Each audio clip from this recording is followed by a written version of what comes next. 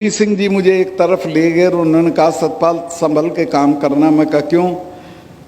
कहने लगे कि बेईमानी करने के बाद प्रधानमंत्रियों से नहीं लड़ा जा सकता और हमें और तुम्हें दोनों को प्रधानमंत्रियों से लड़ना है, लिहाजा पाक साफ रहना है।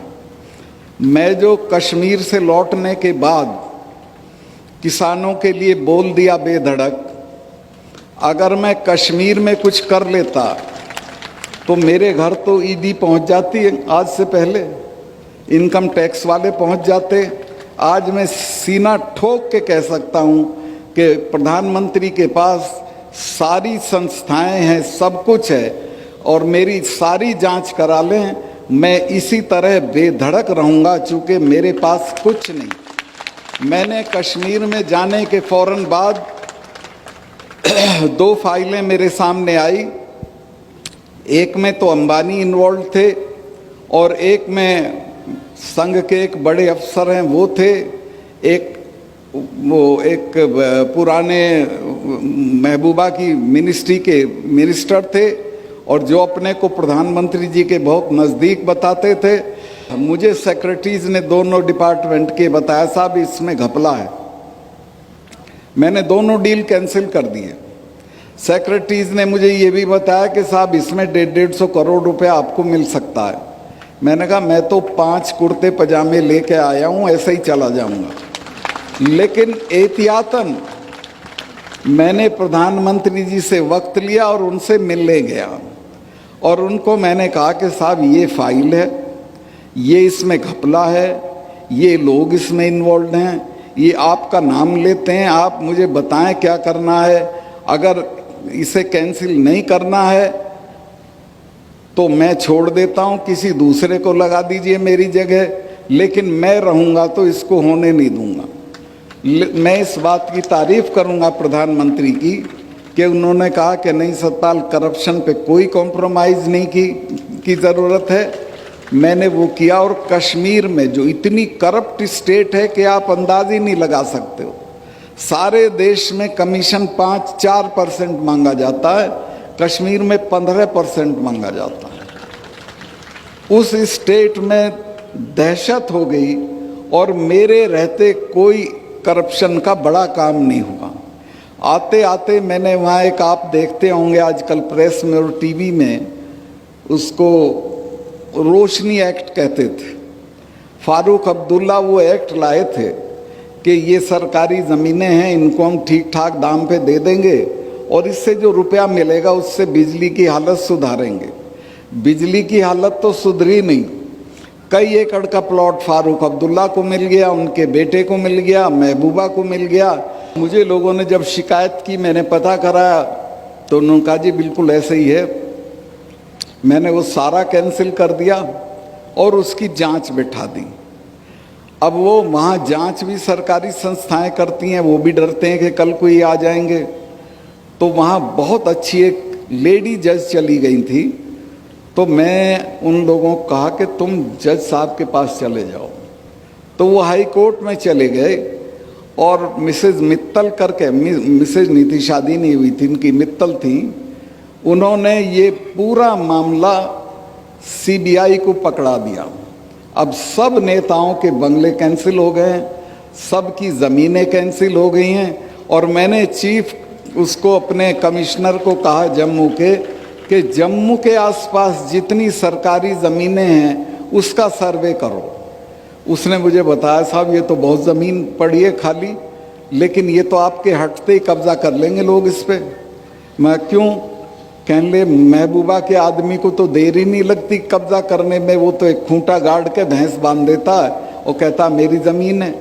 ऐसे ही ये कर लेगा फारूक अब्दुल्ला। तो मैंने कहा क्या करूं? कहने ले साहब इसको कर दो। मैं कहा मैं इसको बांटने का नहीं हूँ, ना मैं इसको बेचने का हूँ। आप एक काम करो, मेरे यहाँ 3 कोर हैं आर्मी की, 3 लेफ्टिनेंट जनरल पढ़ते थे कश्मीर के, इन तीनों को बुला के उन सबों को ये ज़मीन दे दो। मैंने वो सारी ज़मीन फौज को बंटवा दी, बची हुई पुलिस के क्वार्टर बनवाने के लिए दे दी। आज 1 इंच ज़मीन ऐसी नहीं है जिस पे कोई कब्ज़ा कर ले या उसे खा जाए। ये करीब करीब सब जगह हालत है देश की। तो मैं आपसे जो नए जो अफसर आए हैं उनसे ये उम्मीद करता हूँ कि आप जहाँ जाओ कार्निवोलस फ्लावर मत बनना, समाज के दबाव में मत आना, ख़ास तौर से बीवियों के दबाव में बिल्कुल मत आना, वही खराब करती हैं, बुरा मत माने। वो पड़ोसन की सारी चीज़ दिखाएंगी। देखो इसके ये है, आजकल एक टीवी में ऐड आ रहा है, वो एक अफसर है, वो जा रहा है अपनी बीवी के साथ अपने एक मातहत के यहाँ, तो कहता मेरा जूनियर है। तो जाते ही कहती जूनियर है, घर तो देख कितना बढ़िया कर रखा है, मिसेस शर्मा की साड़ी तो देख कैसी है। तो ये दबाव आएंगे आप पे, ये दूर नहीं है। और आपको भी अच्छा लगेगा कि आप थोड़ा पैसा कमा लें, बढ़िया गाड़ी लें, बंगला बना दें। मैं ऐसे ऐसे लोगों को जानता हूँ जयपुर में कि जिनके गांव में फूस का घर नहीं था और उन्होंने क्या क्या बंगले बना रखे हैं, वो आपके समाज में भी आके इनाम बांट जाते हैं। आप कभी देखते ही नहीं कौन है, कौन आ रहा है, कौन नहीं, कौन जा रहा है। तो मैं ये निवेदन करना चाहता हूं कि समाज को निष्कलंक रखिए, अपनी सेवा को निष्कलंक रखिए, खुद को निष्कलंक रखिए, तो आप किसी से भी लड़ सकते हैं। मेरे पास आज यकीन करेंगी बहन जी, आपसे बता रहा हूं मैं कि रिटायरमेंट के बाद रहने के लिए घर नहीं है। सरकार कोई अलॉट कर देगी तो चला जाऊंगा, लेकिन मुझे इस बात की फिक्र नहीं है कि मेरे पे घर नहीं है। मैं जहां रहता था वो 1.5 कमरे का मकान था। जो भी चौधरी साहिबान मिलने आते थे, खास तौर से राजस्थान वालों पे तो बहुत पैसा है, वो देख के अरे 1.5 कमरे के मकान में रह रहा है, ये मिनिस्टर रह लिया, MP रह लिया, MLA रह लिया, क्या चीज़ है। और वो मुझे तिरस्कार की निगाह से देख के चले आते थे। लेकिन मुझे पता था यही गरीबी जो है ये मेरी ताकत है। और मैं आज भी महसूस करता हूँ कि मैं देश के किसी भी ताकतवर आदमी से लड़ सकता हूँ। किसानों के सवाल पे अगर लड़ाई आगे बढ़ी तो मैं इस पद को छोड़ के उनके साथ खड़ा हो जाऊंगा और किसी की कोई परवाह नहीं करूँगा। लेकिन ये तभी संभव है जब मेरी अलमारी में कोई गलत चीज़ न रखी। ये मैं श्योर हूँ, ये मैं आश्वस्त हूँ, ये मैं जानता हूँ कि मैंने कोई भी गलत काम, यहाँ भी मेरे 2 एक रिश्तेदार बैठे हैं इस सभा में, वो गए कश्मीर भी गए थे, वो लोग बड़े बड़े प्रपोजल्स लेके जाते थे। मैंने किसी की फली नहीं फोड़ी, कुछ नहीं किया और मैंने कहा कि जेल मुझे काटनी है कि आपको काटनी, ये अपना घर ले जाओ, सारी दुनिया पड़ी वहाँ कर लो, मैं कुछ नहीं करूँगा।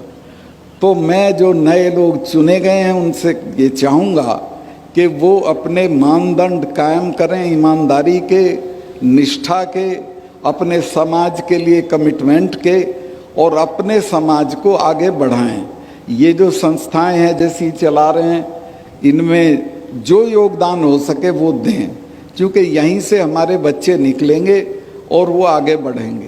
कि जो यहाँ ये जाट गौरव संस्थान वाले काम कर रहे हैं, इसी तरह के कामों से समाज बढ़ेगा, इसी तरह के कामों से समाज की तरक्की होगी। समाज की तरक्की बुढ़े के मरने पे 40 गांव का खाना देने से बुढ़ा सूरजमल नहीं हो जाएगा।